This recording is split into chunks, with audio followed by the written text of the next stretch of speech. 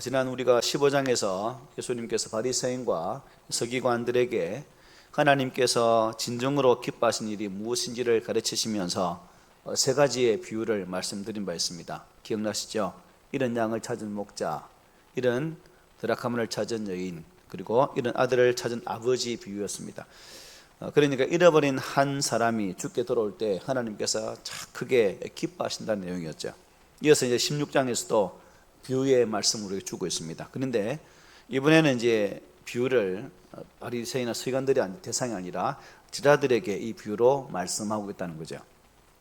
물론 바리새인과 서기관들도 그 자리에 있었습니다.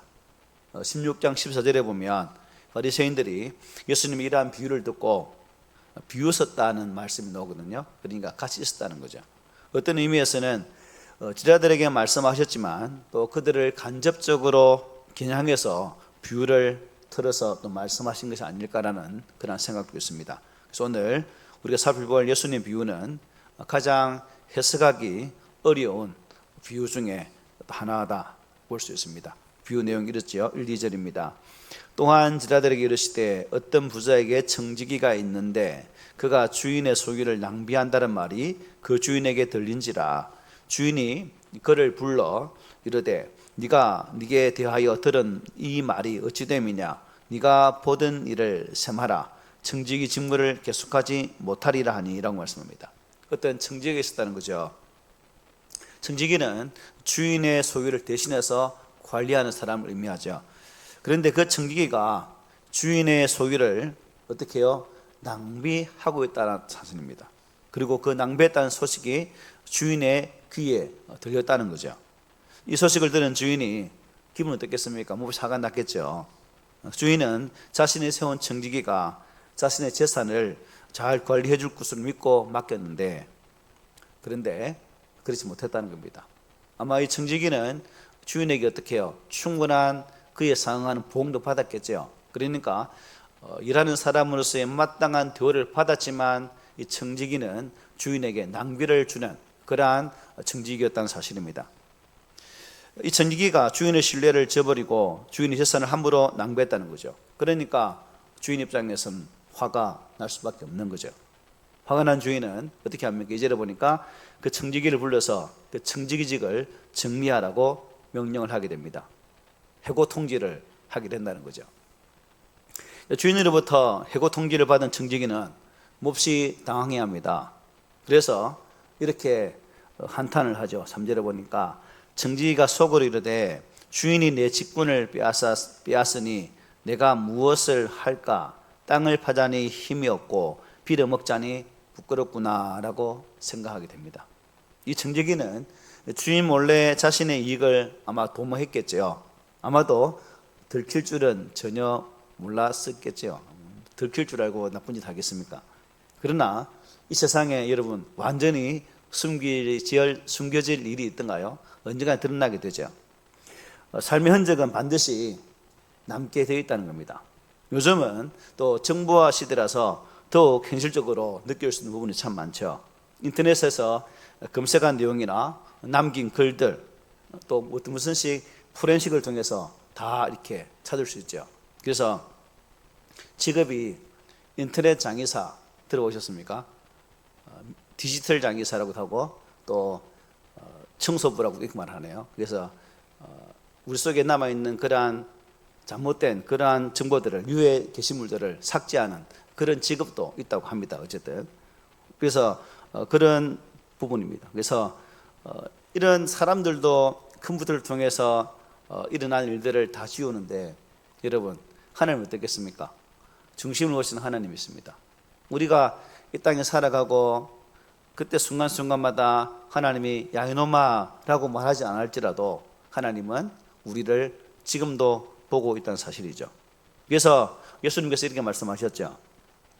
감추인 것이 드러나지 않을 것이 없고 숨긴 것이 알려지지 않을 것이 없나니 이러므로 너희가 어두운 데서 말한 모든 것이 광명한 데서 들리고 너희가 골방에서 귀에 대고 말한 것이 지붕 위에서 전파되리라고 말씀했어요. 우리나라의 속담이 뭐죠? 예, 그 말씀, 그 똑같은 거죠. 다 알겠다는 겁니다. 그리고 자신의 신실하지 못한 모습이 드러나게 되어져서 해고 통지를 받게 됩니다. 요즘 같으면 해고 받으면 그 또 나라에서 주는 임금이 있잖아요. 그거 받았겠지만 이때는 없었겠죠. 그러므로 여러분, 잘했건 못했건 우리의 인생에도 반드시 삶의 결산의 때가 올 수 있다는 사실을 우리는 기억하고 살아야 됩니다. 그래서 성경 보면 그런 예가 참 많습니다. 고린도후서 5장 10절에 이렇게 말해요. 이는 우리가 다 반드시 그리스도의 심판대 앞에 나타나게 되어 각각 선악간에 그 몸으로 행한 것을 따라 받으려 합니다. 심판대에 서면 다 이렇게 된다는 거죠. 그리고 히브리서도 이렇게 말합니다. 한 번 죽는 것은 사람에게 정한 것이요 그 후에는 심판이 있다라고 말씀하죠. 그리고 요한계시록 20장 12절에 이렇게 말합니다. 또 내가 보니 죽은 자들이 큰 자나 작은 자나 그 보좌 앞에 서 있는데 책들이 펴 있고 또 다른 책이 펴졌으니 곧 생명책이라. 죽은 자들이 자기 행위를 따라 책들에 기록된 대로 심판을 받으니. 저도 여러분도 이제 하나님 부르시는 받으면 이 거룩한 심판대 앞에 서서 하나님의 생명책 기록되어진 대로 이렇게 심판을 받게 될 것입니다. 우리 모두는 하나님께로부터 청지기의 사명을 받았는데 하나님이 심판대 앞에서 섰을 때 어떤 소리를 들어야 되겠습니까? 항상 하는 말이지만 잘하였도다 충성된 종아라는 소식을 들어야 되겠죠. 그래서 우리 여기 앉아 계신 모든 분들이 바로 그러한 대상이 되었으면 좋겠습니다. 그런데 이 사람, 이 본문에 등장한 이 사람의 반응을 보면 꼭 불안당 같은 그런 사람입니다. 어떻게든 땀 흘려서 일할 생각을 해야 되는데 어떻게 하지? 라고 잔머리를 굴리게 된다는 거죠. 아마 이것을 보면 이 청지기는 본래부터 좀 신실하지 못한 그런 청지기가 아닐까라는 추론도 해볼 수 있는 부분입니다. 어쨌든 그가 장결을 내는 걸 한번 보십시오. 4절로 7절입니다. 내가 할 일을 알았도다. 이렇게 하면 직분을 빼앗긴 후에 사람들이 나를 자기 집으로 영접하리라 하고 주인에게 빚진 자를 일일이 불러다가 먼저 온 자에게 이르되 네가 내 주인에게 얼마나 빚졌느냐 말하되 기름 100마리니이다. 이르되 여기 내 증서를 가지고 빨리 앉아 50이라 쓰라 하고 또 다른 이에게 이르되 너는 얼마나 빚졌느냐 이르되 밀 100석이니이다. 이르되 여기 내 증서를 가지고 80이라 쓰라 하였는지라고 말씀합니다. 자, 아직 자신에게 힘이 있을 때, 저 청지기라는 권세가 있을 때에 주인에게 빚진 자들을 다 불러다가 빚을 탕감해주는 계획을 세우게 됩니다. 직구도 아닌데 직권 것처럼. 자, 그러면서 자기가 퇴출당한 후에도 그 은혜를 기억하고 아마 이 사람들이 나에게 어떠한 기회를 주지 않겠느냐, 나를 받아주지 않겠느냐, 아마 그런 생각이 발동된 것 같습니다. 그래서 당장에 기름 100마리를 빚진 자들을 불러다가 그 증서를 어떻게 씁니까? 조작해서 50마리를 받아 쓰라고 하죠. 그리고 다음에는 밀 100석을 빚진 자에게는 80석이라고 이렇게 증서를 조작하게 됩니다. 이런 식으로 많은 사람의 빚을 탕감해 주어서 자신이 쫓겨날 때를 대비하는 그의 모습을 우리는 볼 수가 있습니다. 이러한 청지기 행위는 여러분 또 주인에게 들어가게 됩니다. 안 들어가면 좋겠는데 어쨌든 들어갔어요. 제가 주인이라면 여러분 주인이라면 어떻게 하겠습니까? 당장에 신고해서 잡아 넣어버리겠죠. 자기 재산을 허비하는 청지기를 해고하려 했더니 이번에는 사문서 위조를 통해서 더욱 큰 손해를 이 주인에게 입히게 됩니다. 주인이 재산을 가지고 자기가 자기인 것처럼 자기의 것인 인심을 쓰게 되었다는 거죠. 그런데 오늘 비유의 주인은 우리와 같은 반응을 보이지 않습니다. 경찰서를 잡아 넣든지 좁혀든지 우지 이렇게 하지 않고 8절에 보면 이렇게 말하죠. 주인이 이 옳지 않은 청기가 이를 지혜 있게 하였으므로 칭찬하였으니 이 세대의 아들들이 자기 시대에 있어서는 빛의 아들들보다 더 지혜로움이니라. 더 지혜롭다고 말하고 있습니다. 자, 주인의 이런 태도 여러분 이해됩니까? 우리 입장에서 이해가 안 되죠. 참 약삭빠른 이 불의한 청지기에 대해서 차라리 주인이 노발대발하면 그렇지 당연하지 라고 말할 수 있겠는데 전혀 그렇지 않습니다. 그리고 주인은 불의한 청지기를 잡아다가 족치면 좋으련만 또 그렇게 하지 않습니다.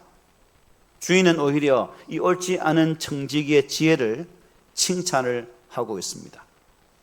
여러분, 이 부분에서 자칫 보면 예수님이 불의를 칭찬하는 것으로 충분히 오해를 할 수 있는 대목이죠. 실제 역사적으로 그런 일이 있었습니다. 로마의 황제였던 줄리안이 예수를 안 믿다가 기독교를 개종을 하게 돼요. 그런데 이 부분을 읽게 됩니다.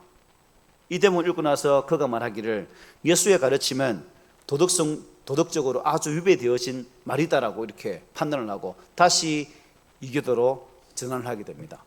그리고 여기에서 이 줄리안은 기독교인을 박해하는 하나의 단초를 삼아서 박해를 정당화하기도 했다는 사실입니다. 그러니까 오해했다는 거죠. 이 본문의 말씀을 제대로 이해 못했다는 거죠. 아무튼 쉽고 명쾌한 예수님의 다른 비유의 말씀에 비교해서 오늘 본문은 불의한 청지기의 비유는 듣는 이들로 하여금 매우 헷갈리게 하는, 당혹스럽게 하는 그런 말씀이기도 해요. 자, 그러나 이 본문의 내용을 주의 깊게 살펴야 합니다. 자, 예수님께서 말하고자 하는 진리를 알아야 된다는 거죠. 예수님은 이 청지기의 불의한 행동을 칭찬한 것은 아닙니다. 오히려 그 청지기를 뭐라 불렀습니까? 옳지 않은 청지기라고 말했죠. 그러므로 청지기의 행동이 옳지 않음을 분명히 밝혔다는 거예요. 자, 그러면 예수님께서 이 비유를 통해서 무엇을 제자들에게 가르치고자 했을까? 분명히 옳지 않은 청지기이지만 뭐예요? 재빠르게 자신의 퇴출 이후에 준비를 했다는 거죠. 내가 쫓겨나면 그 위에 어떻게 살 것인지를 대비하는 그 부분을 칭찬하게 됐다는 거죠. 그의 행위를 칭찬했다는 겁니다. 어쨌든 그의 지혜로움, 나중에 쪽박차게 되었으면 내가 어떻게 할 것이다라는 그 대비책에 대해서 칭찬했다는 겁니다. 자, 성경에 보면 여러분, 우리 인간이 배워야 할 대상이 제한되어 있지 않음을 많이 볼 수 있죠. 뭐 사람도 있고 짐승도 있고 곤충도 있고 자연도 우리 사람이 배울 수 있는 그런 한 환경입니다. 잠언 6장 6절에 이렇게 말하죠. 게으른 자여 개미에게 가서 그가 하는 것을 보고 지혜를 얻으라 말했어요. 누구에게 배우라고? 개미에게 배우라고 했죠. 그리고 잠언 3장에 이렇게 말합니다. 땅에 작고도 가장 지혜로운 건 넷이 있나니 곧 힘이 없는 종류로 돼 먹을 것을 여름에 준비하는 개미와 악한 종류로 돼 집을 바위 사이에 짓는 사방과 임금이 없을 때 다 때를 지어 나아가는 메뚜기와 손에 잡힐만 하여도 왕궁에 있는 도마뱀이라고 말하고 있습니다. 그리고 예레미야 8장은 이렇게 말합니다. 공중의 학은 그 정한 시기를 알고 산비둘기와 제비와 두루미는 그들이 올 때를 지키거늘 내 백성은 여호와의 규례를 알지 못하도다라고 말씀하셨어요. 그렇습니다. 여러분, 지혜의 배움에 있어서는 그 대상이 무엇이든지 관계없이 배울 수 있다는 겁니다. 그 대상이 선하냐 악하냐를 따지지 않죠. 생각해 보십시오. 주인은 이 불의한 청지기 때문에 이미 아주 많은 재산의 손실을 보았습니다. 그래서 해고를 결심하게 되었죠. 그런데 이 청지기가 자신의 위기 앞에서 행하는 그 행동을 보고 번뜩이는 재치와 지혜가 있네. 이 부분을 칭찬한 거죠. 이 부분을 주인이 생각하기를 참 교활하고 악하지만 지혜로운 사람이구나 하는 사실을 가지고 그를 칭찬하게 되었다는 겁니다. 8절 하면 이렇게 말했죠. 이 세대의 아들들이 자기 시대에 있어서는 빛의 아들들보다 더 지혜로움이라고 말씀했어요. 여기에 주님은 이 세상 사람들을 두 부류로 말씀하고 있다, 그죠? 한 부류는 뭡니까? 이 세대의 아들들, 또 하나는 빛의 아들들입니다. 이 세대의 아들들은 하나님과 상관없이 살아가는 불신자를 가리킬 수 있겠죠. 이 비유에 등장하는 불의한 청지기와 같은 부류의 사람들을 의미합니다. 그렇다면 여러분, 빛의 아들들은 누굴까요? 바로 제자들에게 하신 비유죠. 1절에서 또한 제자들에게 이러시더라고 말씀하지 않습니까? 오늘날 말하면 누굽니까? 하나님과 관계를 맺고 있는 사람들, 즉 하나님을 믿는다고 하는 사람들, 다른 말로 하면 그리스도인들이라고 말할 수 있겠죠. 그런 빛의 아들들을 들으라고 불의한 청지기를 칭찬하고 있는 거예요. 자, 빛의 아들들을 들으라고 불의한 사람들의 말을 전했다. 무슨 의미일까요? 이것은 빛의 아들들이 지혜롭게 행동을 하고 있다는 증거입니까? 그렇지 않다는 겁니까? 그렇지 않다는 거거든요.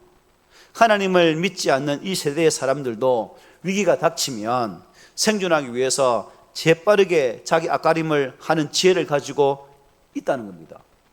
자, 그렇다면 예수를 믿는, 교회를 다닌다고 하는 우리들, 하나님 믿는다고 하는 우리들은, 빛의 자녀들은 영원한 생명을 얻기 위해서 이들보다 더욱더 지혜롭게 행동을 해야 하지 않겠느냐는 말씀이에요. 불의한 자들도 자신의 생각을 총동을 해서 어떻게든 바르게 헤쳐나오려고 애를 쓰는데, 하물며 빛의 아들들인 우리가 저들보다 지혜롭지 않았어야 되겠느냐, 그런 말씀이라는 거죠. 이 말씀은 마태복음 10장에서 예수님이 제자들에게 하신 말씀을 또 생각나게 하는 부분이죠. 우리 함께 읽어보겠습니다. 10장 시작. 보라, 내가 너희를 보냄이 양을 이리 가운데로 보냄과 같도다. 그러므로 너희는 뱀같이 지혜롭고 비둘기같이 순결하라. 아멘. 여기에서 지혜롭다는 말이 오늘 이 누가복음에 나오는 본문과 똑같은 단어입니다. 뱀은 악한 동물이죠. 오늘 이 본문의 이 세대의 사람들에 해당하는 동물이라고 볼 수 있습니다. 뱀같이 뭐예요? 지혜롭게 행동해야 하지만 그렇다고 뱀처럼 아껴서는 안 되는 거죠.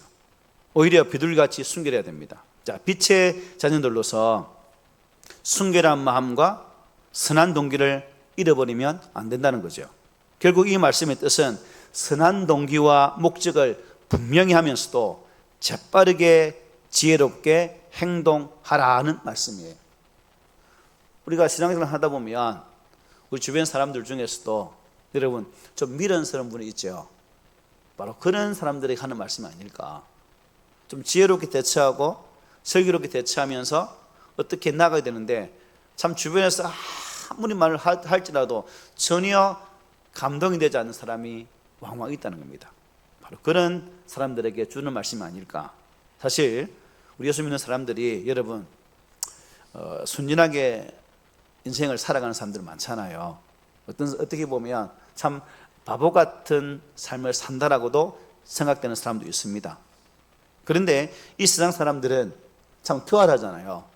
어떻게 하든 자신의 이익과 목적을 위해서 수단과 방법을 가리지 않고 이 세상의 모든 방법들을 총동원해서 자신의 유익을 위해 살아가는 모습이 얼마나 많습니까? 아주 집요하게, 아주 끈질기게 그렇게 사는 사람이 얼마나 많습니까? 세상의 기업들 한번 보십시오, 여러분. 기업의 이윤축을 위해서 여러분 기업들이 어떻게 이윤축을 하던가요? 그야말로 지구 땅덩어리가 좁게 보일 정도로 세상 어디를 가든지 무언가를 일을 해서 기업은 이유를 창출하고 사죠. 기업의 존재 목적이 그것이겠지만, 하물며 여러분 이 땅의 기업조차 그렇게 자신들의 이윤을 추구하기 위해서 그렇게 산다면, 그렇게 기업이 움직인다면 복음이 그러한 모습으로 서가야 되지 않겠느냐는 겁니다. 하나님의 거룩한 복음 또한 지구 끝까지 전해져서 무릇 백성들을 구원하는 그러한 자리까지 나가야 되지 않겠냐는 겁니다. 이 세상의 지혜는 이미 세상 땅끝까지 다 가고 있는데 하나님 거룩한 복음은 아직 땅끝까지 가지 못하고 있다는 거죠. 그런 측면에서 우리가 이 부분에서 믿는 자로서 또한 하나님의 지혜를 가지고 있다는 그런 성도로서 우리의 삶의 모습이 어떻게 되어야 되는지를 깨닫게 되는 부분이죠.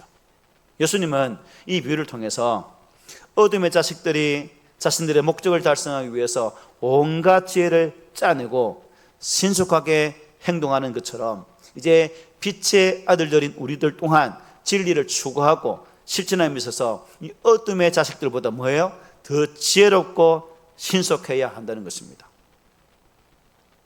굼떠서는 안 된다는 거죠. 빠르게 움직이고 하나님 주신 지혜로 감당해야 되는 사실을 잘 말씀해 줘요. 그러면서 예수님은 빛의 아들들이 지혜롭게 사는 방법을 한 가지 예를 들어서 우리에게 말씀해 주고 있습니다. 9절이죠. 내가 너희에게 말하노니 불의의 제물로 친구를 사귀라. 그리하면 그 제물이 없어질 때에 그들이 너희를 영주할 처소로 영접하리라고 말씀하고 있습니다. 여기에서 말하는 불의의 제물은 특별히 어떤 불의한 일을 통해 얻은 제물을 뜻하는 말이 아니라 일반적으로 모든 부를 가리키는 용어입니다. 이 땅의 모든 부, 재물을 의미하는 거죠. 이 세상에서 얻게 되어지는 재물을 다 이렇게 포함시킬 수 있습니다. 왜냐하면 이 재물 가운데 여러분 100% 완벽하게 정의로운 재물이 있을까요? 여러분이 재물을 얻는 수단을 폄하하는 건 아닌데 어쨌든 우리가 얻는 이 재물을 보면 그야말로 퍼펙트하게 거룩할까라고 물었을 때는 0.002% 들어가면 그거는 퍼펙트가 아니거든요. 그렇다는 말입니다. 오늘날 거의 비슷하다는 거죠. 100% 깨끗한 재물은 없다는 겁니다. 내 손에 들어오기까지 어떤 과정을 거쳤는지는 아무도 알 수 없어요. 비록 내가 얻었지만 그 재물이 오기까지의 과정 또한 불의한 것이 들어갈 수 있다는 거죠. 그래서 우리에게는 여전히 물질은 필요하고 중요한 것은 우리에게 주어진 재물을 어떻게 지혜롭게 사용하느냐에 따라서 우리의 모습도 달라질 수 있겠죠. 예수님은 불의의 제물로 친구를 사귀라고 말씀해요. 마치 불의한 청지기가 빚진 사람들의 빚을 탕감해 줌으로써 그들을 자신의 친구로 만들었던 것처럼 그렇게 재물을 사용하라는 것입니다. 그러면 여기 그 재물이 없어질 때에 그들이 너희를 영주할 처소로 영접하리라고 말씀해요. 여기서 영주할 처소, 이것은 하나님 나라를 가리키는 또 다른 용어입니다. 그러니까 하나님의 나라로 나를 인도하고 영접하게 되어질 그런 친구들을 얻기 위해서 뭐예요? 이 세상에 있을 동안에 소유하고 있는 재물들을 잘 사용하라 하는 것입니다. 내가 가지고 있는 물질을 그러한 것들로 사용해 보라는 거죠. 여기에 가장 모범적 인물이 누굴까요? 비록 세상에서 얻은 재물이 불의하지만 그가 예수를 만난 이후에 그 불의한 재물이지만 이렇게 저렇게 쓰겠습니다를 고백했던 대표적인 인물이 누굽니까? 삭개오 등장하지 않습니까? 삭개오. 여리고 지방의 세리 삭개오. 많은 돈을 모았습니다.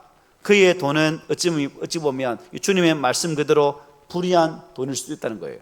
그런데 그는 주님을 만난 이후에 그 회개 표시를 어떻게 합니까? 그 재산의 절반을 가난한 자들에게 나누어 주겠다고 말을 하게 되죠. 그리고 남에게 빼앗은 것이 있다면 몇 배로? 4배로 갚겠다고 고백합니다. 이 고백을 들은 주님께서는 그가 구원을 받았음을 선포하게 되죠. 삭개오는 불의한 제물로 주님을 친구로 사귐으로써 구원에 이르게 됐다는 사실입니다. 그런데 여러분, 그런 친구들이 과연 누구일까요? 자, 누가복음 앞부분에서 이미 우리가 묵상했던 부분이지만 재물 사용에 관한 예수님의 가르침은 우리가 한 번 더 생각해 볼 필요가 있죠. 누가복음 12장 33절을 함께 읽습니다. 시작.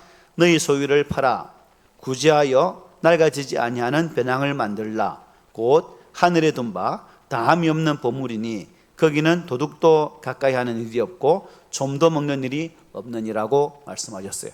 주님은 우리의 재물을 가난한 자들에게 구제하는 데 사용하면 하나님 나라의 은행 금고에 보물을 쌓아두게 되는 것이라고 말씀하고 계십니다. 유대인 속담에 부자는 세상에서 빈자를 돕고 가난한 자를 돕고 빈자는 가난한 자는 내세에 부자를 돕는다 하는 말이 있습니다. 요한 웨슬리도 이렇게 말했습니다. 돈주머니를 회개한 자가 진정으로 회개한 자이다라고 말을 했습니다. 그러므로 주님을 영접한 모든 성도, 특별히 물질적으로 여유가 있는 성도는 자신의 물질을 어떻게 해요? 주님의 뜻대로 아낌없이 써야 되겠죠. 주의 뜻대로. 그럴 때 다른 이웃 성도들이 여러분들을 진정한 믿음의 친구로 여기고 교제를 해줄 것이고 더 나아가 주님까지 자신의 친구로 삼게 된다는 것입니다. 나의 선한 행위가 그 사람이 예수까지 친구를 삼는 역사가 일어나게 된다는 거죠. 우리가 여기 불의한 청지기에 대해서 배워야 할 것이 바로 이것입니다. 그는 그에게 주어진 마지막 기회를 아주 재빠르게 사용했습니다. 그렇게 함으로써 자신의 미래를 준비했다는 거죠. 인생의 위기는 오늘 본문의 청지기처럼 어느 날 생각지도 않은 때에 갑자기 닥쳐옵니다. 주님의 재림도 바로 그렇죠. 도적같이 온다고 말씀하셨어요. 그럼 여러분, 우리는 어떻게 해야 될까요? 보다 더 지혜로워야 되겠죠. 지금 이 순간 우리에게 가장 중요한 것이 무엇인지 오늘 이 비유를 통해서 우리가 깨달아야 된다는 겁니다. 우리의 생명도 재능도 무엇보다도 우리의 재물도 결국 우리의 것이 아니라는 거죠. 있을 때 지혜롭게 뭐해요? 사용해야 된다는 겁니다. 지금까지 어떻게 살아왔는지 중요하지 않습니다. 지금 이제부터가 중요하다는 거죠. 주저하지 말고 미적거리지 말고 결단력 있게 우리는 행동을 해야 됩니다. 뱀같이 지혜롭게 또 비둘같이 순결하게 살아가는 우리가 되어야 되지 않겠습니까? 우리들의 남은 시간 우리의 보물을 지혜롭게 사용함으로써 하늘에 쌓아놓는 우리 모두가 되었으면 좋겠습니다. 여러분, 많은 것을 하는 건 아니죠. 내가 할 수 있는 범위 내에서, 내가 감당할 수 있는 영역 내에서 하라는 겁니다. 저 여러분들이 이와 같이 영원한 나라 천국을 준비하는 지혜로운 빛의 자녀들이 되어야 되지 않겠습니까? 그래서 우리 안에 이러한 소망이 있고, 이러한 소망을 통해서 우리가 우리 주변에 예수를 알지 못하는 자들에게 우리가 선한 삶을 살아서 그분들이 예수를 친구로 삼는 역사가 있기를, 우리 삶의 주문의 풍성한 열매로 맺혀지기를 주의 이름으로 부탁을 드립니다. 아멘.